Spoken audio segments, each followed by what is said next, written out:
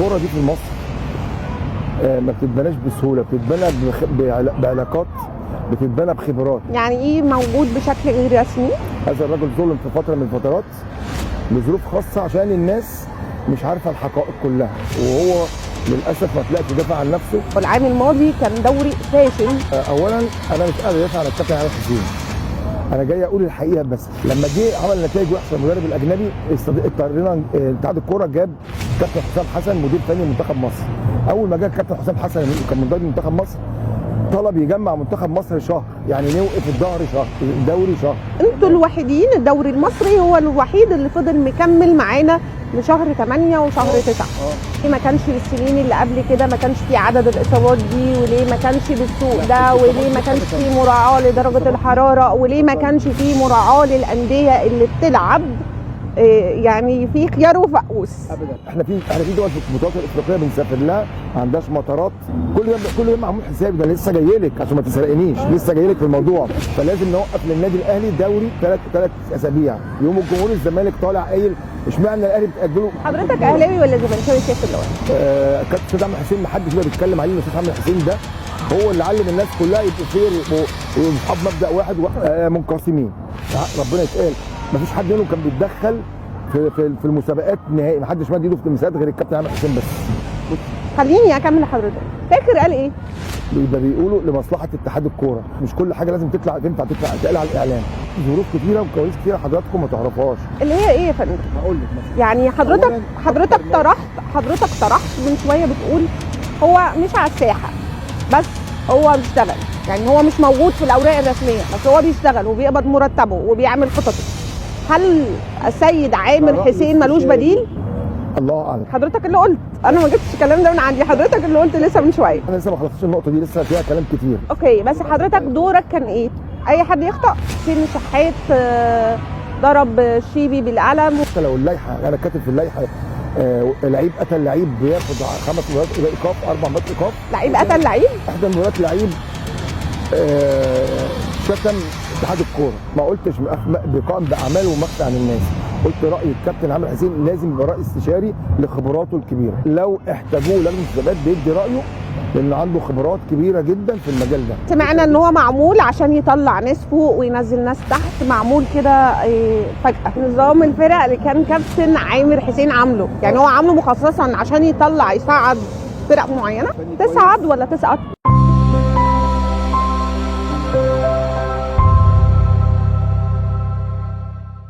اهلا بيكم في حلقه جديده من برنامج كلام كبار، وكلامنا مش اي كلام، ودايما كلامنا مع الكبار. جينا ندور وسط الملاعب ووسط كمان الانديه، خصوصا الانديه الدرجه الثانيه، ونشوف كمان القوات المسلحه بتاعت بلدنا عامله لنا ايه. معانا النهارده لواء مشرف كره، وحد نشط جدا جدا جدا لدرجه ان هو مشرف كره لاكتر من فريق واكتر من نادي. معانا النهارده اللواء حمدي عاشور، مشرف الكره في فرقه رايه وكمان نادي يوم. اهلا بيك يا سياده اللواء. اهلا مس ايمان، نورت اسكندريه والناس المساعدين ليك كلهم نوروا الدنيا. طبعا مع الاجواء اللي كلها ساقعه معلش حقك علينا، بس ان شاء الله كل سنه وحضرتك طيب، وان شاء الله كده يعني نعرف حاجات كتير النهارده، خصوصا ان احنا عرفنا كمان ان حضرتك عضو لجنه المسابقات. تيجي من لجنه المسابقات. الاستاذ عامر حسين متواجد ولا لا؟ الاستاذ عامر حسين ده الاستاذ الكبير، ما ينفعش ما يكونش متواجد، على الاقل بصفه استشاري. كابتن عامر حسين مع احترامي لكل الخبرات الناس اللي اشتغلوا في المسابقات في مصر، هو الاستاذ الكبير، فما ينفعش يكون مش موجود. فهو استشاري طبعا لاتحاد الكوره في المسابقات، موجود بشكل غير رسمي لكن هو رمز كبير وقامه كبيره. يعني ايه موجود بشكل غير رسمي؟ لانه سبورت جدا لاتحاد الكوره. بصي الكوره دي في مصر ما بتتبناش بسهوله، بتتبنى بعلاقات، بتتبنى بخبرات. كابتن عامر خبراته في المجال خصوصا المسابقات هو رقم واحد في مصر. العلاقات بقى قيسي عيدي بقى، عايز علاقات على مستوى الاتحاد الافريقي، على مستوى مديريات الامن في اسكندريه، في القاهره، في المنصوره، اي مكان بيتلعب فيه ملاعب لازم يبقى في علاقات بين رئيس لجنه المسابقات وبين الامن. ده ما بيتكونش بيوم وليله، بيتكون مع الوقت، تراكمي مع الوقت. حلول. تقصد ان ما فيش بديل للحاج عامر حسين يعني؟ ما اقصدش كده خالص، ما اقصدش ما فيش بديل، بس اقصد نعرف الناس على قيمه هذا الرجل. هذا الرجل ظلم في فتره من الفترات لظروف خاصه عشان الناس مش عارفه الحقائق كلها، وهو للاسف ما طلعش يدافع عن نفسه، واتحاد الكره الاسبق ما دافعش عنه كويس، لكن هو يستحق حاجه تانية خالص. طيب فرصه كبيره هي معانا من خلال برنامج كلام كبار ان حضرتك تدافع عنه وتوضح ليه الدوري السنه الماضيه او العام الماضي كان دوري فاشل، دوري تسبب في اصابات، يعني كان في اكتر من 15 اصابه رباط صليبي بسبب سوء حاله الطقس، اللعب في درجه حراره مرتفعه، اللعب الساعه 4 والساعه 3 العصر، اتسبب في اصابات كتيره كمان، ان اللعيبه جالها يعني اصابات في الدماغ، اصابات خبطات في الراس بسبب ارتفاع درجه الحراره، ارهاق، تراكم حمض اللاكتيك. كل الحاجات دي كانت بسبب كمان ما كانش فيه ممكن نقول عدل او مساواه بين بعض الانديه والاخرى. في نادي بيلعب كل يوم او يوم ويوم، ونادي بيلعب كل اسبوع. كان في كمان معانا انديه بتسافر مسافات طويله عشان تلعب انديه تانية، وفي انديه تانية لا بتلعب على ارضها او في اراضي تانية. كل ده بسبب سوء وضع الدوري او المسابقات. اولا انا مش قادر ادافع عن الكابتن عامر حسين، انا جاي اقول الحقيقه بس، مش عشان قلت مقدمه. مسابقات بص حضرتك، احنا لما بنيجي ننظم الدوري في لجنه المسابقات السنه فيها 52 اسبوع، تمام؟ 52 اسبوع. المفروض ان انا بنظم الدوري على المستوى ال 52 في اسبوع. بين الدوري الاولاني وبين الدوري اللي بعديه الانديه بتاخد شهرين راحه ثم اعداد بدني للفرق وعمل ماتشات تجريبيه، ففي شهرين راحه. يعني في انتهى الدوري النهارده، اللاعبين بياخدوا 15 يوم راحه سلبيه، وبعد كده بيرجعوا انديتهم، اللعيبه هتتسجل في انديتها، يبتدي يعمل لهم اعداد بدني، وبعد كده اعداد خططي، يعملوا ماتشات وديه في خلال الشهرين دول. خلال الشهرين دول مفيش ماتشات خالص، بس دول شيليهم من ال 52 اسبوع، مظبوط؟ ما بيتحسبوش من 52 اسبوع، فاصبح احنا عندنا 8 اسابيع مش محسوبين. من 52 اسبوع يتفضل 44 اسبوع، يبقى المفروض ان انا اشتغل الدوري على حجم ال 44 اسبوع. السنه اللي فاتت حضرتك كان في التزامات مصر، منتخب مصر عنده التزامات مع تصفيات كاس عالم، وعنده لعب 4 ماتشات في كاس عالم، ولعب في تصفيات الامم الافريقيه حوالي 8 مباريات. كل مباراه من دول خدت اسبوع، والمفروض ان انت بتسحبيها ليه خدت اسبوع؟ لان الفرق اللي بتلعب في منتخب مصر، النادي الاهلي عنده ناس، نادي الزمالك عنده ناس، نادي بيراميدز عنده ناس، نادي انبي عنده ناس، المصري عنده ناس، اسماعيلي فيه ناس في منتخب مصر، فما ينفعش تكملهم دوري وهم نجومهم مش موجودين معاهم، وتتظلم انديه زي الاهلي او الزمالك على اعتبار ان هم اصحاب اكتر ناس موجوده في المنتخب. فتعملي ايه؟ بتاجلي الدوري في الفتره اللي فيها المنتخب مصر سواء بيلعب ماتشات على المستوى الافريقي او على المستوى تصفيات كاس عالم. لما جه عمل نتائج وحشه المدرب الاجنبي، اضطرينا اتحاد الكوره جاب كابتن حسام حسن مدير فني منتخب مصر. اول ما جه كابتن حسام حسن كان مدرب منتخب مصر، طلب يجمع منتخب مصر شهر، يعني نوقف الدوري شهر، يبقى انا ضيعت 4 اسابيع. خدي بالك احنا مضيعين 12 اسبوع لماتشات في منتخب مصر، 12 اسبوع كمان ضاعوا، بالاضافه اربع اسابيع اللي هو الشهر اللي بالاضافه ان انتوا اتاخرتوا جدا، يعني انتوا الوحيدين، الدوري المصري هو الوحيد اللي فضل مكمل معانا لشهر 8 وشهر 9. فجينا بعد كده لما شلنا الاسابيع دي من الدوري بسبب منتخب مصر، اصبح عدد الاسابيع انخفض كتير اللي المفروض فيها نظم الدوري. ثم عندك 4 فرق بيلعبوا في 4 بطولات افريقيه، عندك النادي الاهلي بيلعب في بطوله ابطال الدوري، وبيراميدز والزمالك بيلعب في الكونفدراليه، وكان المصري بيلعب في الكونفدراليه. ف4 فرق عندهم توقيتات ثانيه مرتبطه مع الاتحاد الافريقي بس على مستوى الانديه. الناس هتقول لي طب ما ليه ما بتلعبوش كل 3 ايام؟ ما هو الدوري الاوروبي بيلعبوا في نفس توقيتاتهم، لان المسافه بين انجلترا وفرنسا نص ساعه بالطياره، مسافه بين فرنسا وبين ايطاليا نص ساعه بالطياره، بين المانيا وبين ايطاليا ساعه بالطياره، بين البرتغال لتركيا اللي هي ابعد مسافه في اوروبا من البرتغال لتركيا. هنطرح السؤال بصيغه تانية، اشمعنى الدوري المصري اللي كان بالشكل ده الفتره الحاليه دي؟ يعني ليه ما كانش بالسنين اللي قبل كده ما كانش في عدد الاصابات دي، وليه ما كانش بالسوق ده، وليه ما كانش في مراعاه لدرجه الحراره، وليه ما كانش في مراعاه للانديه اللي بتلعب يعني في خيار وفقوس؟ ابدا ما حصلش ده. بص، كل التأجيلات اللي حصلت بأسباب فعلية. أولا لازم تعرف إن الاتحاد الأفريقي ما بيحطش توقيتاته للدوري بتاعه من أول السنة، زي يعني ما بيعملش أجندة للماتشات الدولية، خصوصا في المجموعات بتاعة دوري الأبطال ودوري الكونفدرالية. بيلعبوا دور بدور. يعني إيه بيلعب دور بدور؟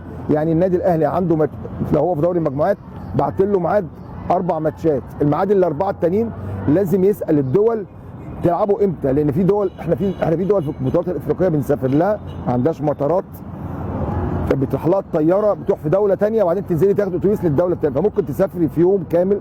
زي مثلا انت عندك ماتش في رواندا في جنوب افريقيا، عشان مصر تسافر تلعب في ماتش في رواندا بتاخد لها 18 ساعه. انا مستحيل اسفر اللعيب 18 ساعه وانزله الملعب يلعب، فلازم اللعيب يسافر قبل المباراه بيومين، وبعدين اللي بيسافر ثاني يوم بيرجع مصر لازم ياخد يومين راحه. كل ده معمول حسابي، ده لسه جاي لك عشان ما تسرقنيش، لسه جاي لك في الموضوع. كل دي اسابيع. النادي الاهلي لعب في بطوله كاس العالم للانديه، كاس العالم للانديه 3 اسابيع، فلازم نوقف للنادي الاهلي دوري 3 اسابيع، يعني 3 ماتشات في مصر. يوم الجمهور الزمالك طالع قايل اشمعنى الاهلي بتاجله. حضرتك اهلاوي ولا زملكاوي سياده اللواء؟ لا انا والله ولا اهلاوي ولا زملكاوي خالص، انا اتحداوي. والاستاذ عامر حسين كابتن الاستاذ عامر حسين ما حدش يقدر يتكلم عليه، ان الاستاذ عامر حسين ده هو اللي علم الناس كلها يبقوا فير ويبقوا اصحاب مبدا واحد، واحنا مش شايفين. واعضاء الرابطه الكرام اهلاويه ولا زملكاويه؟ منقسمين، يعني بعضهم اهلاوي وبعضهم زملكاوي. بس هقول لك حاجه مش ربنا يتقال، ما فيش حد منهم كان بيتدخل في المسابقات نهائي، ما حدش مد ايده في المسابقات غير الكابتن عامر حسين بس. فعلا والله. حضرتك متذكر اللقاء اللي اللواء ثروت سويلم عضو الرابطه الكريم الفاضل لما طلع مع ابراهيم فايق في حلقه بعد ما الزمالك صار على الاستاذ عامر حسين وقال مش هنلعب مباراه القمه بين الاهلي والزمالك وهنأجل 17 مباراه وهنغير حكم، المشكله اللي حضرتك فاكرها دي، وفجاه عرفنا ان في هيتغير الاستاذ عامر حسين وكان الناس مثاره جدا. بصي خليني اكمل لحضرتك. فاكر قال ايه؟ فاكر طلع واستفز الناس وقال انا اهلاوي والحاج عامر حسين مش ماشي، ومين قال ان الحاج عامر حسين هيمشي؟ هل ده منطق؟ طبعا مع الاحترام الشديد لسياده اللواء ثروت سويلم، بس هل ده منطق ينفع مع اعضاء لجنه مسابقات او اعضاء رابطه الانديه او اعضاء اتحاد الكوره؟ بص حضرتك، انا ما سمعتش اللي هو ثروت قال الكلام ده، بس لو افترضوا اللي هو ثروت قال الكلام ده يبقى كان بيقوله لمصلحه اتحاد الكوره، لان يبقى بيقوله لمصلحه اتحاد الكوره. هو عنده رؤيه في الكواليس، مش كل حاجه لازم تنفع تتقال على الاعلام. هو عنده فكره في الكواليس ما رضاش يطلع بيها، فقال يا جماعه كابتن عامر حسين بيكمل لان هو انجح واحد يشتغل في المسابقات، هو اللي عارف الظروف. فكان في ظروف كتيره وكواليس كتيره حضراتكم ما تعرفوهاش. اللي هي ايه يا فندم؟ هقول لك مثلا، يعني حضرتك طرحت من شويه بتقول هو مش على الساحه بس هو بيشتغل، يعني هو مش موجود في الاوراق الرسميه بس هو بيشتغل وبيقبض مرتبه وبيعمل خططه. هل السيد عامر حسين ملوش بديل؟ كرئيس استشاري هو موجود كرئيس استشاري وبيقبض مرتبه؟ الله اعلم. حضرتك اللي قلت، انا ما جبتش الكلام ده من عندي، حضرتك اللي قلت لسه من شويه. كابتن عامر حسين اولا لازم تعرفي كابتن عامر حسين ده كان بيشتغل ببلاش، بيشتغل شغل تطوعي. رئيس لجنه مسابقات اتحاد الكوره شغل تطوعي فقط، وكل الناس اللي بتشتغل اتحاد الكوره سواء الرابطه او مجلس اداره الاتحاد او رؤساء اللجان اللي كانت موجوده هم بيشتغلوا بدون مقابل. طيب خلينا نتكلم عن حضرتك كان يعني بس احنا لسه ما خلصناش النقطه دي، لسه فيها كلام كتير. اوكي، بس حضرتك دورك كان ايه؟ دوري براقب المباريات، الدور الاساسي براقب المباريات.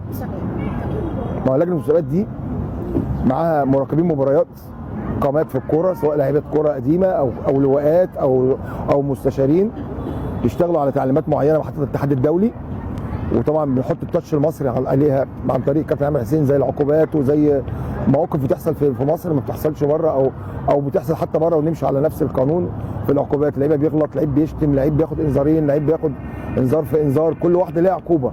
لعيب اخطا في حق زميله، لعيب شتم الحكم، لعيب زق الحكم، لعيب دخل الملعب كذا مره تكرار، لعيب زعق للحكم، كل حاجه يبقى عقوبات.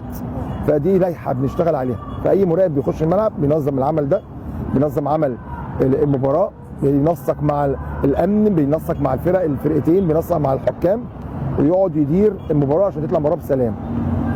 واللي يخطأ عندنا لائحه اخطاء. اي حد يخطأ. حضرتك كنت متواجد في الفتره اللي حسين الشحات ضرب الشيبي بالقلم والقصه اللي حصلت دي كلها.